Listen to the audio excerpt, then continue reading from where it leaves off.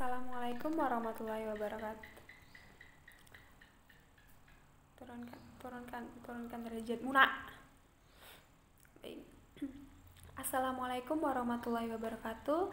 Perkenalkan, nama saya Nila Ardiati, NPM 20230307071, mata kuliah Pendidikan Pancasila, dosen Bapak Danang Prasetyo, SPD, MPD.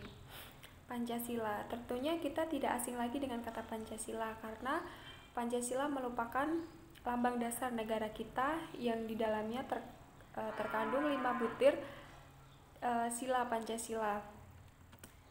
Lalu sikap yang mencerminkan Pancasila itu apa saja sih? Sesuai dengan Pancasila, sila yang pertama yang berbunyi ketuhanan yang Maha Esa. Sila ini berhubungan dengan perilaku kita sebagai umat beragama pada Tuhannya. Yang pertama, percaya dan takwa kepada Tuhan yang Maha Esa sesuai dengan agama yang dianut masing-masing. Jadi kita juga harus percaya terhadap adanya Tuhan yang Maha Esa, percaya dan bertakwa terhadap Tuhan yang Maha Esa. Yang kedua, menjalankan perintah agama sesuai dengan ajaran agama yang dianut masing-masing. Setelah kita percaya dan bertakwa terhadap Tuhan yang Maha Esa, tentunya kita akan menjalankan perintah agama sesuai dengan ajaran agama yang dianut masing-masing. Yang ketiga, saling menghormati antar umat beragama. Yang keempat, tidak memaksakan suatu agama pada orang lain. Jadi kita tidak bisa memaksakan kepercayaan seseorang lain untuk menganut kepercayaan kita. Sila yang kedua yang berbunyi kemanusiaan yang adil dan beradab. Sila ini berhubungan dengan perilaku kita sebagai manusia yang pada hakikatnya semua sama di dunia ini. Yang pertama, tidak membeda-bedakan manusia berdasarkan suku, agama, tingkat ekonomi maupun pendidikan. Menyadari bahwa kita diciptakan oleh Tuhan. Jadi di mata Tuhan kita itu semuanya sama karena hakikatnya itu semuanya sama di mata Tuhan. 3. Membela kebenaran dan keadilan. Menyadari bahwa kita mempunyai hak dan kewajiban yang sama. Yang ketiga yang berbunyi Persatuan Indonesia. Sila ini berhubungan dengan perilaku kita sebagai warga negara Indonesia untuk bersatu membangun negara ini. Yang pertama, cinta pada tanah air bangsa. Yang kedua, menjaga nama baik bangsa dan negara Indonesia. Yang ketiga, tidak membangga-banggakan bangsa lain dan merendahkan bangsa sendiri. Sebagai contohnya, seseorang yang terlalu membangga-banggakan produk luar daripada membangga-banggakan produk Indonesia sendiri. Ikut serta dalam ketertiban dunia. Yang kelima, menjunjung tinggi persatuan bangsa. Yang keenam, mengutamakan kepentingan bangsa dan negara di atas kepentingan pribadi maupun golongan. Sila yang keempat yang berbunyi kerakyatan yang dipimpin oleh hikmat kebijaksanaan dalam permusyawaratan perwakilan. Sila ini berhubungan dengan perilaku kita untuk selalu bermusyawarah dalam menyelesaikan masalah. Yang pertama, selalu mengedepankan musyawarah untuk mencapai mufakat dalam menyelesaikan masalah. Yang kedua, tidak memaksakan kehendak pada orang lain. Kita tidak boleh memaksakan kehendak orang lain supaya mengikuti kehendak kita.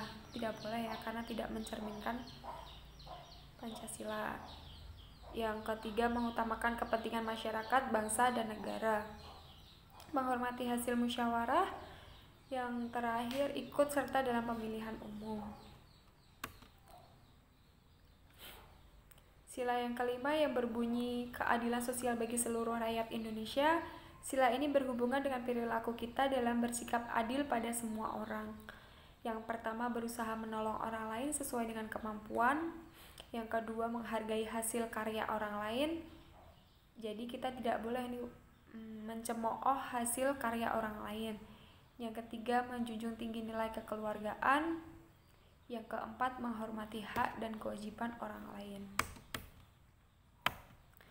Nah, yang tadi sikap yang mencerminkan Pancasila, berikut ini adalah sikap yang tidak mencerminkan Pancasila. Yang pertama, sesuai dengan Pancasila sila pertama, menghina agama lain, tidak mau beribadah, memusuhi penganut agama lain, menghalangi orang lain untuk beribadah, melakukan pelecehan terhadap simbol agama, mengganggu orang lain yang sedang beribadah, memaksakan suatu agama kepada orang lain. Kamu ikut agamaku dong gitu. Itu tidak boleh karena agama itu sesuai dengan kepercayaannya masing-masing. Sila kedua yaitu tidak mau membela yang benar, tidak mau membantu korban bencana alam.